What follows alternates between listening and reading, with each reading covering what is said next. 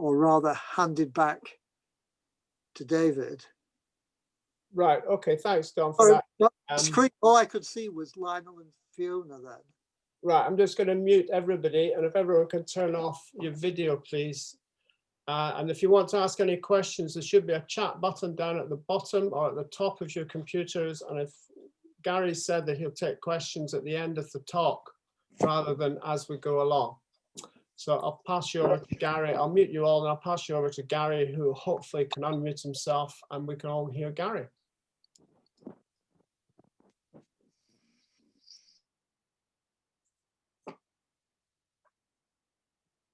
Okay, good evening, everybody. Can you hear me? I hope so.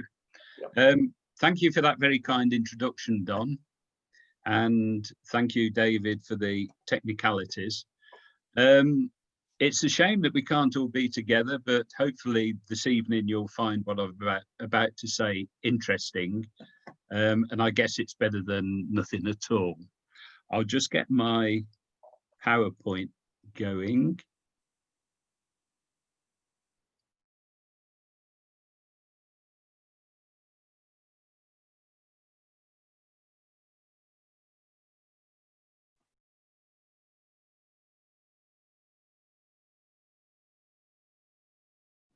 Okay, I'm hoping you can all see that. Don, perhaps you could just wave your hand if you can see it, because yeah, okay, good. Well, what I'm going to talk about this evening is not just the Hillforts of Oxfordshire. I'm going to first of all give a general introduction to Hillforts on the assumption that some of you, or perhaps many of you, will not be particularly au fait with this type of prehistoric monument. I'm then going to say only a few words about the Atlas of Hillforts that Don has already mentioned, because I'm hoping that if you're not already familiar with this, you'll be able to get onto the website and do some research for yourself. And then I'll finish off by just saying a few words about some of the Hillforts in North Oxfordshire around Up Norton itself. So Iron Age Hillforts then. They're usually called Iron Age Hillforts because in this part of the world certainly, and generally speaking across Britain and Ireland, they mainly date to the Iron Age. Now, if you're not up to speed with your British prehistoric chronology, the Iron Age starts around about 700 BC. And depending where you are in Britain, it ends with the coming of the Romans. And of course, in some places, the Romans didn't arrive, such as Scotland. So Hillforts in Scotland are still being built in the 5th, 6th, 7th centuries AD.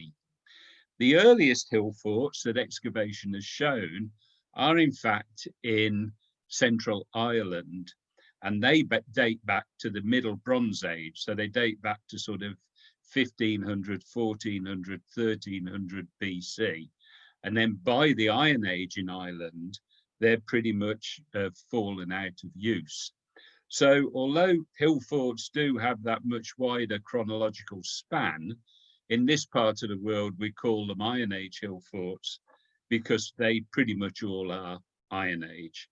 So they were often first built in the 7th, 6th centuries BC. In the 4th century BC, there are a lot of changes that take place in Hillforts. Existing ones are changed and new ones are built. There's a definite upsurge in Hillfort interest in the 4th century BC. And then most of them are out of use by the time the Romans arrive in the middle of the 1st century AD. Although there is obviously evidence for some Hillforts being attacked by the Romans, such as the one that you can see down in the left-hand side of the screen here, which is Maiden Castle in Dorset, which is probably the most well-known Hillfort in England, and certainly one of the most spectacular. I've questioned the name Hillforts because they're certainly not all on hills. You can get Hillforts in valleys, in lowland areas, and they probably weren't all forts. Otherwise, I think it's a perfectly good name. The sort of popular perception of hill forts is really tied in with Iron Age people that some people called the Celts, and the Celts were supposed to be very warlike. You can see this picture at the bottom here, which is taken from a computer game, Ancient British Warriors, and you can see the Celts there covered in tattoos and woad and whatever else, very vicious people. And you can see this little diagram from a kid's book here, where the hill fort is manned by guards with spears, and it looks like a defensive place. But these days, those sort of perceptions of hill forts are really being questioned. And so we have to ask the question, how much do we really understand these sites? Don got the numbers slightly wrong. The number of hill forts in the UK and Ireland is just over 4,000. But even so, there is huge variability in these things that we call hill forts. And some of them were in use for 500, 600, 700 years, individual sites. So, you know, the way they were used, the way they were built changes over that period of time. So by just calling them all hill forts, it's a gross generalization, and they're actually much more complicated than that. Now, because a lot of hill forts are very obvious things in the landscape, they've been of interest to antiquarians for a long, long time. Here we can see a quote from the 16th century antiquarian, John Leyland, who travelled around England, writing about prehistoric monuments and other things. And he wrote about South Cadbury in Somerset, which is this hill fort that you can see there. And he talks about fairies, where the fairies stored their grain, which was grown on the surrounding plain. Now that's a really interesting little quote, because one of the things we often find inside hill forts are pits dug into the ground, some of which were used for storing grain. Now, of course, where Leyland got this idea from, we don't know, because hill forts hadn't been excavated by then. So he was basing it presumably just on what he thought went on. Here we can see a drawing from around about 1700 by Edward Lewid, who was a Welsh scholar. And here you can see he's beginning to draw or plan hill forts in the way that we are familiar today with hill forts being planned. So there's two hill forts here. There's actually the larger one called Gairford, and then the smaller one on the edge of this peninsula called Dinas Fort, and these are in Pembrokeshire, and they're very nice drawings, and these are some of the earliest plans of hill forts. So you can see that the bigger one has got four sets of ramparts on this side and 3 there, and you can see that the ramparts turn inwards at the entrance, and I'll say more about entrances like that in a minute. It's not really until the origins of the Ordnance Survey in the 19th century that we start getting really detailed maps of the number of hill forts. And this is just one example. This is a map by an antiquarian called David Christison, who was, you know, one of the earliest archaeologists really, who used the Ordnance Survey mapping and visited all of the hill forts according to the Ordnance Survey in Scotland, and produced this in 1898, the early fortifications in Scotland. And here you can see all the hill forts mapped together with other things such as brocks and other particularly Scottish types of prehistoric monuments. So if we look just very briefly at the development of hill fort studies, other than the antiquarians back in the 18th and 17th century, then it was really this man in the 17th century, William Stukeley, who started to think seriously about hill forts, and he called them Roman camps. because he didn't think, and many people at that time didn't think, that the pre-Roman Brits, the ancient Brits, were really capable of building such big, impressive monuments as hill forts. Some of you may have heard of General Pitt Rivers, very famous early archaeologist who did all sorts of excavations. The Pitt Rivers Museum is in Oxford. I'm sure some of you have been there with part of Pitt Rivers' collection. He was an anthropologist, an ethnologist, as well as an early archaeologist. Well, he excavated several hill forts. He rejected the idea that they were Roman camps. He called them British camps. And he said specifically that they were camps of isolated tribes living in a state of permanent hostility. So you can see there where this idea, if you like, of hill forts being almost purely defensive, they're somewhere that people went to defend themselves. You can see where this started. And the thing is that Pitt Rivers and many of the archaeologists that followed him in the late 18th, early 19th centuries were military men. They were nearly all men, and they were often of a military background. So it was really their mindset which saw these things as defensive forts. There was a series of excavations in the early 20th century, and the emphasis was very much on trying to date them. And this fits in with what in those times was called invasionist theory. And invasionist theory was the idea that when a place was invaded, the indigenous people would build defensive structures to defend themselves. And that's how hill forts were interpreted for a long, long time. It wasn't really until the 1960s that we begin to get large-scale excavations of the interiors of hill forts, because people were saying, well, let's have a look at what's going on inside the hill forts to see if that can tell us anything about how they were used. And this hill fort of Danebury in Hampshire, which some of you may be familiar with, the Museum of the Iron Age in Andover, is based on the excavations at Danebury. That was a really important site for beginning to understand what was inside hill forts. But predating that, we've got the very important excavations at Maiden Castle by Mortimer Wheeler, and he actually called it a hilltop town.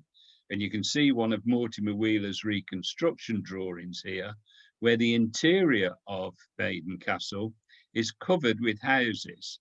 I mean, in the Iron Age, the houses were round, so it's covered with round houses. But he still talks about invasion and response and attack and centres of resistance, but he sees them as being permanently occupied. If we look at the distribution of hill forts today, and these are maps taken from data in the Hill Fort Atlas, then you can see very much that there are concentrations around southern Scotland and Northumberland. There's concentrations in the southwest of Wales, and particularly in the Welsh Marches and Wessex, this central England area. And here you can see the density of hill forts by county. So you can see the really dense areas. Now, one of the interesting things about this map is really the areas where there aren't very many hill forts. Generally to the east and northern England, eastern England, there are very, very few hill forts at all. But there are lots of other sorts of Iron Age settlements. There are farmsteads mainly. So, you know, we have to see that hill forts were not an essential part of Iron Age life. Some areas of the Iron Age existed quite happily without hill forts being in their territories. Hill forts are often defined by their size. We have minor hill forts and major hill forts. Minor hill forts somewhere around 1 to 2 hectares in size, 3 acres or less, 3, 4, 5 acres. Major hill forts can be up to 80 hectares enclosed area, really massive things. As I've already said, the dating can span quite a long period of time. And as I've already mentioned, there are areas without any.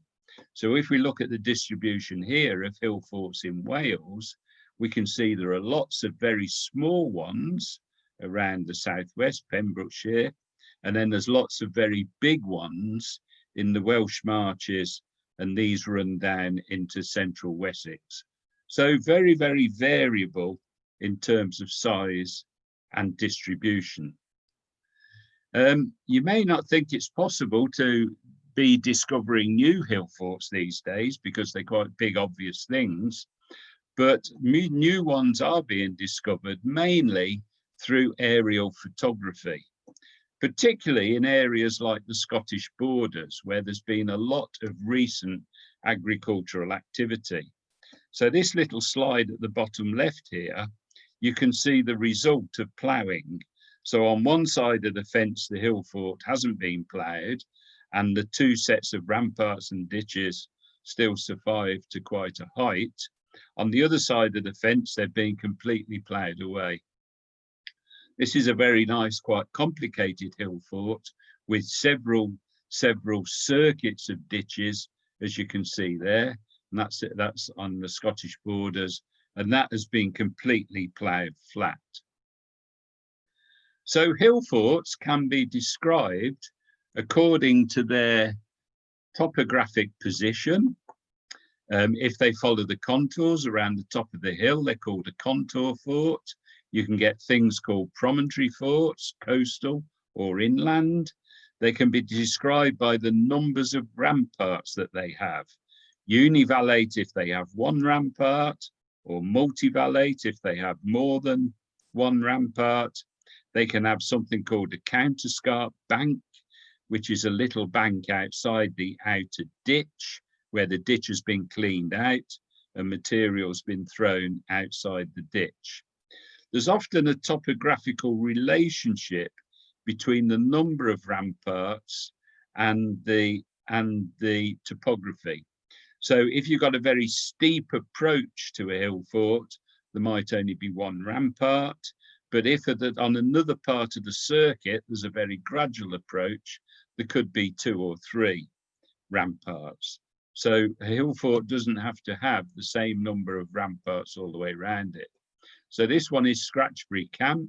You can see it's a single, so it's a univallate hill fort, single rampart and ditch. It's got a small counterscarp bank, and inside it you can see there was an earlier enclosure. This one is a multivallate coastal promontory fort. You can see it's a coastal promontory, and it's got 1, 2, 3, 4 sets of ramparts cutting off the neck of the promontory. This little diagram shows the different sorts of hill forts. Contour, around the contours of a hill, so the dotted lines are a contour. This is an inland promontory fort. This, number 3, is a hill slope fort. It's on a hill slope. Number 4 is a level terrain fort. It's on level land. Number 5 is a particular type of hill fort, which are in marshes. This is called a marsh fort. And number 6 is a particular type of hill fort called a multiple enclosure, where there's a smaller enclosure inside a bigger one, and they are usually located on hill slopes. In the Middle Iron Age, so this is around about 400 BC, hill forts are often made bigger. So this is Yarnbury, which has a small inner enclosure, which is then replaced by a much bigger one.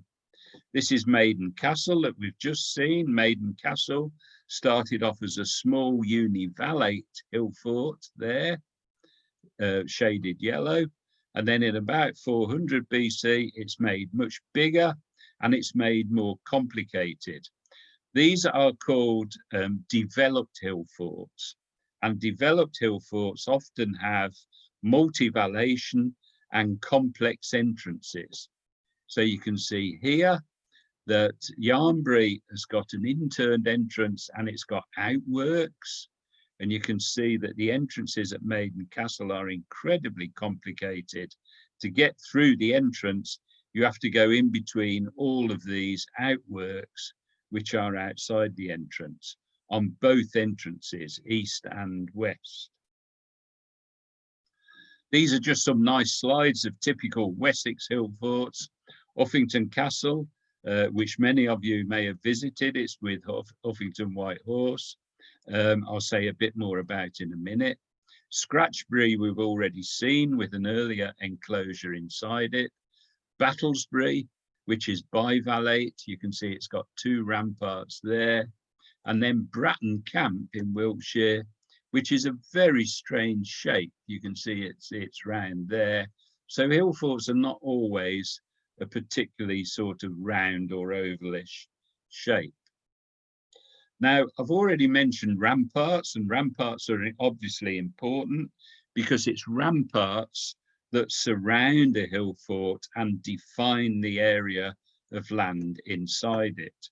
This is one of Wheeler's photographs from excavating Maiden Castle, and the general sequence that we get is from early ramparts, which are what we call box ramparts, which are then replaced with later ramparts, which are called dump ramparts. So if we look at the ramparts of Uffington Castle, and Uffington Castle is one that we excavated a few years ago as part of the Hill Forts of the Ridgeway project, then at Uffington Castle, we've got a first phase box rampart, which was built in the 7th century BC. And then we've got a second phase dump rampart, which was built in the 4th century BC. So in this slide of the excavation, you can see these 2 rows of big post holes. So these are the post holes of the box rampart. You can imagine this is the front face looking out.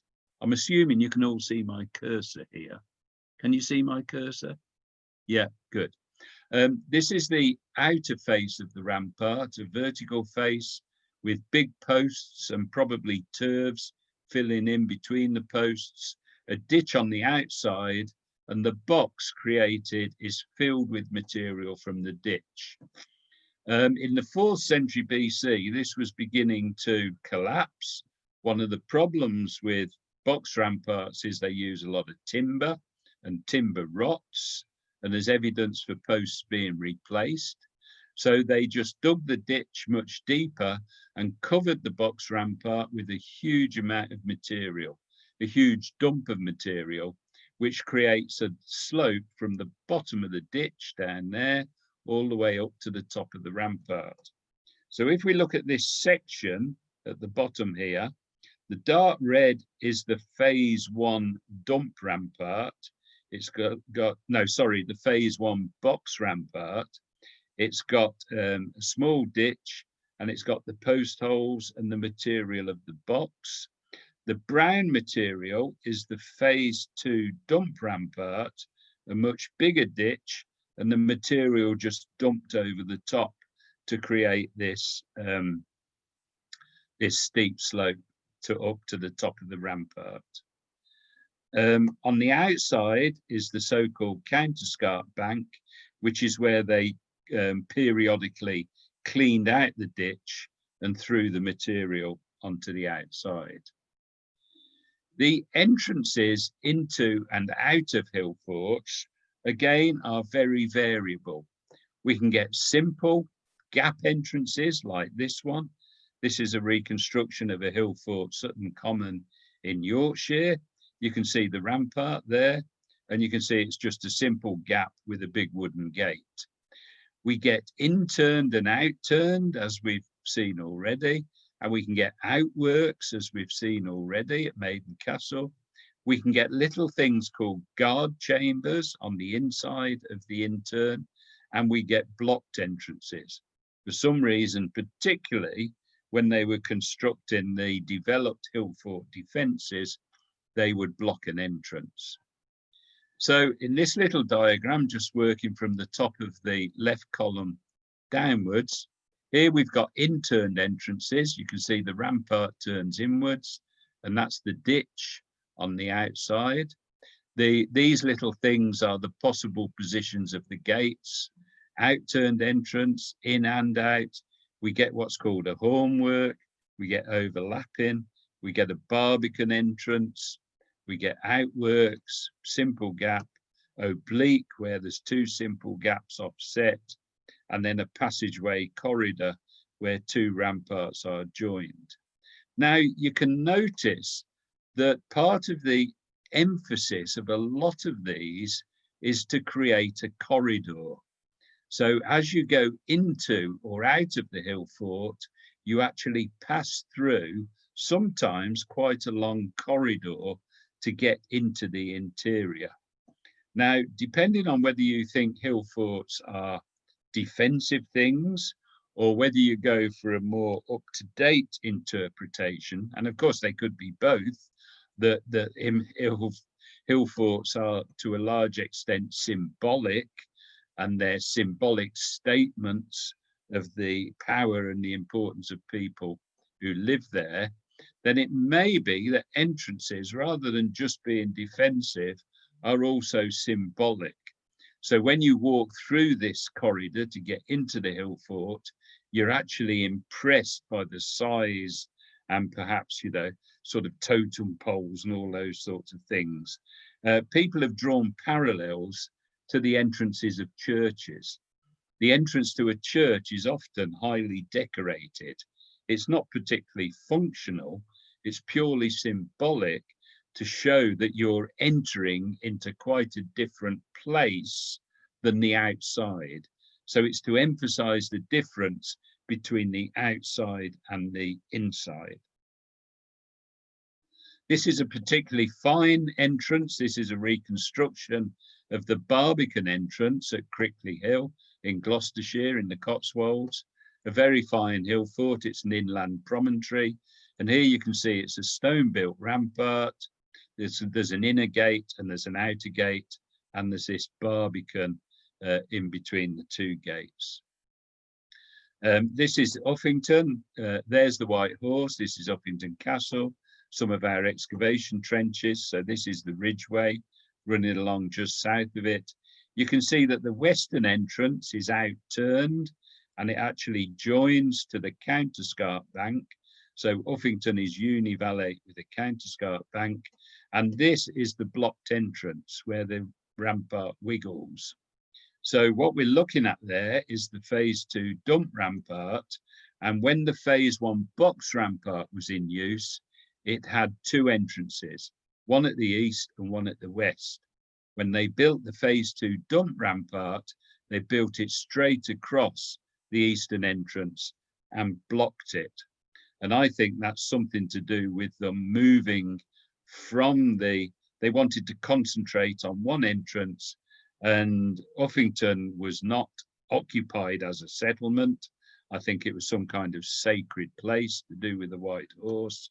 People went there from a large area around, and whatever ceremonies and rituals they were taking place in there, perhaps they processed through the western entrance, round the edge of the hill fort to the White Horse, and then carried on their religious practices at the White Horse.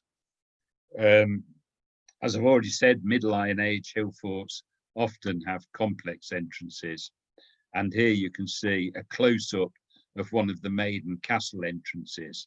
So it's got two entrances there, but to get to them, you have to go through this really long-winded route between all of these outworks to get into the interior of the hill fort. Now, people often ask, how long would it take to build a hill fort? And that's a really tricky one to answer. We do have this interesting bit of information. This is a site called Ladle Hill.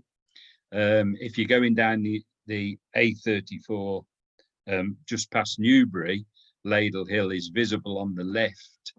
And this is an unfinished hill fort. So here you can see they've laid out the ditch, and they've got these piles of material ready for when they construct the rampart. And this is one of the few examples of an unfinished hill fort. And the suggestion is that it's gang built. There were different gangs of people building different lengths of rampart and ditch. Somebody who excavated Ravensburg Castle in Hertfordshire, which is an average sized hill fort of about 22 acres, estimated how long it would take to construct it. Now at Ravensburg Castle, there's over 1,200 meters of ditch and box rampart. They worked out that that would take about 19,000 timbers. So that's about 5,000 hours to cut, 175,000 person hours, 21,880 days, or 200 people, about 3.5 months. Now, the important thing to remember about hill forts is, as I'll say in a minute, many of them were not permanently occupied. These seem to be sort of central places for a very distributed population. People lived in farmsteads around the hill forts, and they may have come together in hill forts as sort of central places where they took part in community activities, probably religious and trading animals and feasting. There's evidence for feasting in hill forts and all those sorts of things. So the important thing to remember is that these people were farmers. All the people in the Iron Age were farmers. So to actually give up 3.5 months, 200 people to build a hill fort does not seem very realistic. So that suggests that hill forts were perhaps built gradually, and they would build a bit and then go back there and build another bit, rather than just doing it all in one go. Now, the interiors of hill forts, this is the interior of Danebury in Hampshire. You can see it's absolutely stuffed full of pits and post holes, and there's evidence for roundhouses and all sorts of things. Oh, sorry, that should say nothing, not annoying. So from Danebury, which shows a lot of evidence for occupation or at least activity in the interior. Some hill forts where there's been geophysics done and also excavation have absolutely nothing in the interior. So the picture is very confusing, and we really shouldn't generalize about what was going on inside hill forts. There have been changing interpretations of what hill forts were used for. I've already mentioned the very early idea that they were places of refuge, they were defensive.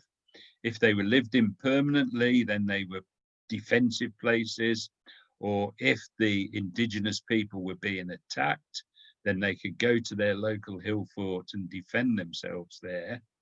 With the excavations of Danebury in the 1970s and 80s, the focus shifted much more to an economic interpretation, that hill forts were, particularly Danebury, was some kind of central place for the surrounding farmsteads to store their surplus grain, and also an elite lived in the hill fort, and the elite were warriors and druids and people like that. And the elite lived in the hill fort and they protected the people in the surrounding farmsteads. In the 1980s, people began to suggest that hill forts were perhaps mainly symbolic rather than defensive or economic. The arguments against the economic argument were that what the activities that we see on farmsteads, domestic activities like weaving, storing grain, all those sorts of things, were really pretty much the same on farmsteads as the limited evidence that we got from hill forts. So hill forts didn't seem to be any sort of special place in terms of hierarchy, social hierarchy or economics. Also, people began to realise that some hill forts were not positioned in particularly defensive places. Some of them were positioned so they were overlooked by higher land, you know, and sorts of ideas like that, which suggested that perhaps they weren't defensive. And the idea that's got a lot of support these days is an idea that I've already mentioned, that hill forts were central places for community cohesion. So a very distributed population living in farmsteads would get together to build the hill fort, to maintain the hill fort, to take part in seasonal activities inside the hill fort, because don't forget that these people were farmers and their religion was very much tied in with the agricultural cycle. So leaving offerings at the times of planting crops in the autumn, in the spring, leaving offerings in the autumn when they take the crops in. And we know that these Iron Age people were very superstitious. We find lots of votive offerings in the bottoms of pits, in hill forts and in farmsteads. So community cohesion, bringing people together in some kind of communal place. What I'm going to do now is just give you some detail of two different hill forts to show the differences. The first one is the biggest hill fort in England. It's Ham Hill in Somerset. It's absolutely huge. It encloses 88 hectares. You can see the shape of it is a bit of an odd shape and some photographs of it. It's been extensively worked on over the last few years. A geophysical survey of the interior, which has shown it's absolutely packed full of activity. And here you can see some of the activity. There are field systems, there are roads, there are roundhouses, there are all sorts of different enclosures for keeping animals in. So it's absolutely stuffed full of activity shown by the evidence there. The second hill fort is one that I excavated a few years ago. I'm still writing the report. And this is a small hill fort in North Wales. It's called Moely Gaia Bodfari, and it's in Denbighshire. And if any of you are familiar with the Offa's long distance path, which goes along the Clwydian Hills, then it goes right past Moely Gaia Bodfari, because this is at the northern end of the Clwydians. It's a very small hill fort, and here you can see from the survey and the LiDAR data that it's got 3 ramparts on the western side, very little on the eastern side, because the eastern side is not only very steep, but also it's been largely destroyed by quarrying. There's a lot of quarries around there. It's got an interned northern entrance, which you can just pick up there in the survey and perhaps just see there in the LiDAR. Now, we did geophysics all over the interior of it, and the only thing that we found was a single roundhouse. And you can see that there on the geophysics. And this is the interned northern entrance. There's an artificially leveled platform, and the roundhouse was built on that artificially leveled platform. So it's visible as you go through that northern entrance. These are some excavations of that leveled platform and the roundhouse. The platform had a bank around it with big stones on it, and the roundhouse was positioned there and there. And that's a view southwards down the Clwydian Hills. This is the floor of the roundhouse. It was a compacted clay floor that you can see there. And the roundhouse itself was probably built from turfs and cob. The rampart was particularly interesting. It was built from the local shale. Now, this is a stone that is really not very good for building with. They're quite small pieces, and I'm not convinced at all that this rampart would have stood up for very long. It's got an outer face, you can see in the section, There's that pile of stone there. It's got several phases of inner face.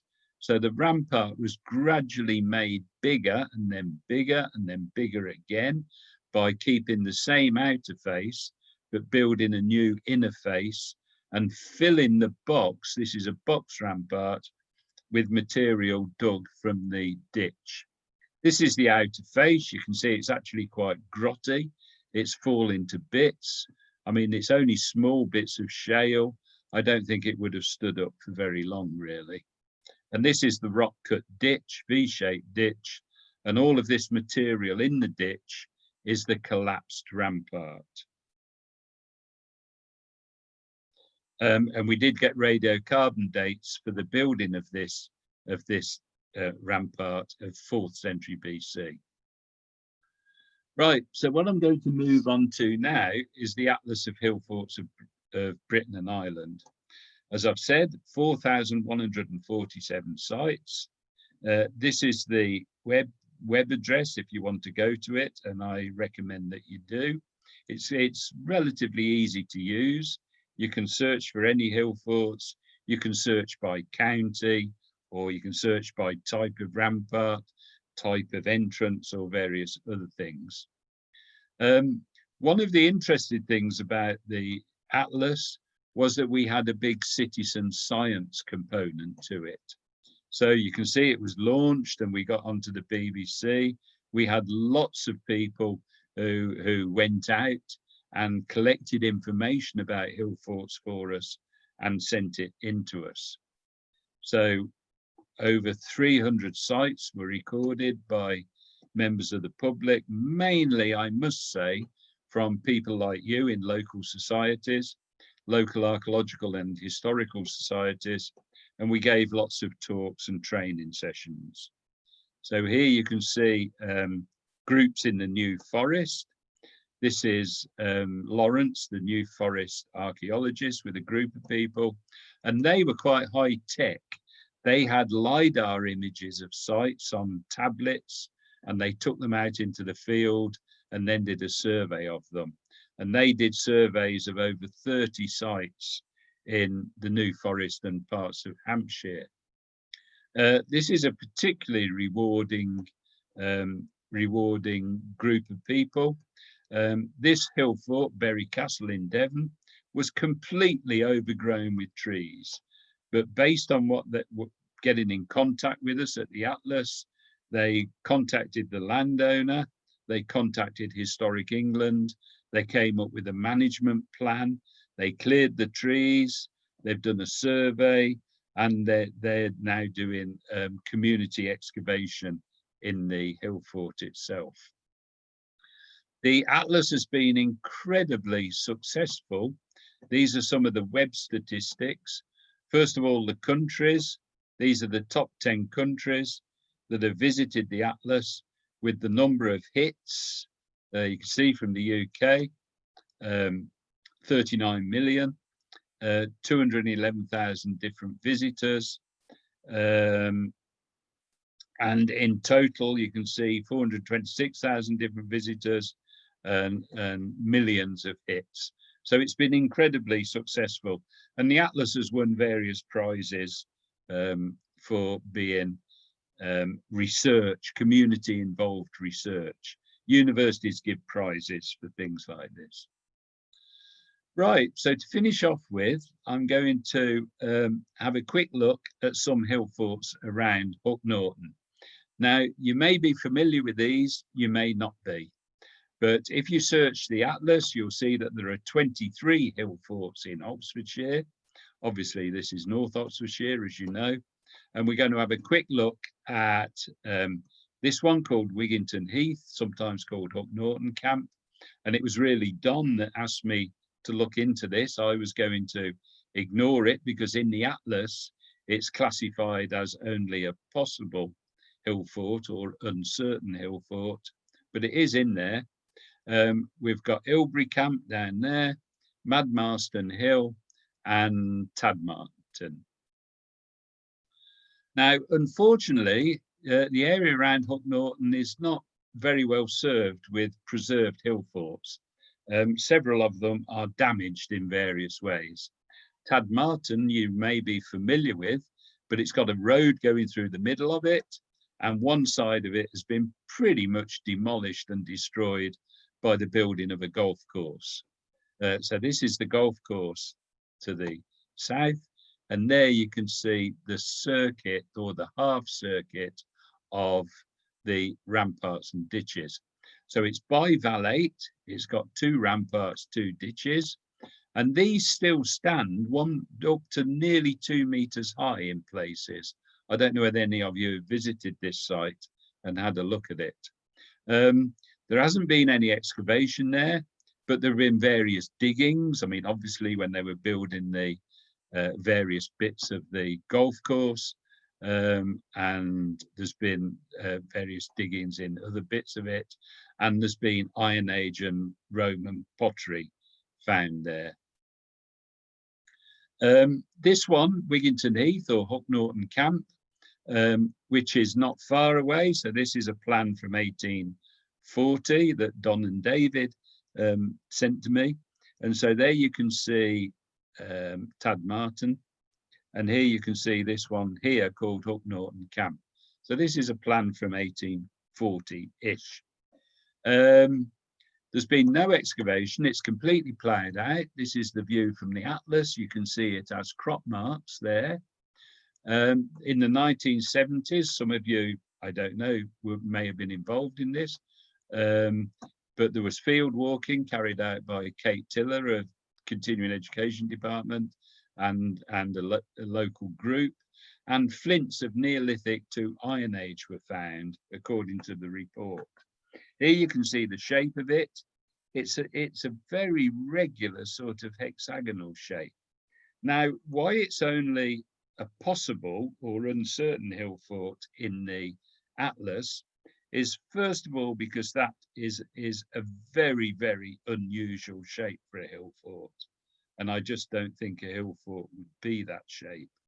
And secondly, I think there needs to be a much more detailed analysis of the flints, because if the flints are from Neolithic and there's a lot of Bronze Age and some Iron Age, I mean, first of all, a single site would not span all of those different periods as an earthwork site. And secondly, it's extremely difficult to identify Iron Age flints. Flints were not particularly common in the Iron Age, and certainly the report that I read that Don sent me didn't really give any detail about the flints. So I'm very dubious that this is an Iron Age hill fort. I mean, it's obviously some kind of archaeological site. It's completely ploughed out, but I don't think it's a hill fort. Madmarston Hill Camp is definitely a hill fort. Excavations in the 1950s, it's univalate. This is an aerial photograph of it from the atlas, because the atlas links to Google Earth. Most of it is ploughed away. You can see the ditch as a crop mark around there. There is a stretch of rampart still surviving in this bit of vegetation here. This is a plan from the 1950s. You can perhaps see the single rampart around there. There's an entrance here, and they did a geophysical survey across the interior. But they did put little trenches on this plan. You can see the little excavation trenches if you look very closely, and they did put them in the interior, on the ramparts and in the entrance. And there's a report written, I think it's in Oxoniensia. They found Iron Age pottery. This is very typical Iron Age pottery. These jars and bowls, and they also found some iron objects, an axe that you can see there, and interestingly, several of these so-called currency bars. Now, these are not swords, they look a bit like swords, but these are sort of raw ingots of iron that were probably traded around to be made into various sorts of iron tools and weapons, and then various other bits and bobs of iron. And the excavator was Peter Fowler, who at that time was working at the university in Oxford. Ilbury Camp, Univalate site. Here you can see an early plan of it. It's sort of pear-shaped and a little section across the rampart, A to B. So the rampart is still massive to the west. To the east, it's completely ploughed out. To the west, you can see this line of trees and bushes follow the rampart, and it's still about 4 meters high in places. So that's 4 meters high from the bottom of the surviving ditch to the top of the surviving rampart. It's univalate. There's no excavation, but Iron Age and Roman pottery has been found as surface finds, probably on the east where the rampart was ploughed away and in that ploughed field. A fine hill fort, which is 7 miles to the southwest of Hook Norton, is Chastleton Camp. And here you can see it's circular. The ramparts are covered in growth. It's univalate. Excavations in the 1930s. So, you know, they're not particularly informative, but they are written up. The pottery suggests that this is actually an early Iron Age site, and it's univalate, so it could be, because quite often early sites are just univalate. And the excavation talks about the rampart being stone-faced with rubble in the interior. And apparently, I haven't been there myself, but apparently it still stands to about 4 meters high in places. I would quite like to go and have a look at that one because it does sound quite impressive. Because quite often when the rampart is stone built like this one is, then you can see areas of stone facing still sticking out of the ground today. Right, so that draws it to a close. I'd like to thank you very much for listening. I suggest that you use the atlas, you look for sites around that you think look interesting, and then you go and visit them and enjoy them. Thank you very much. Thanks very much, Gary. I'll try and unmute everybody once I find everybody again.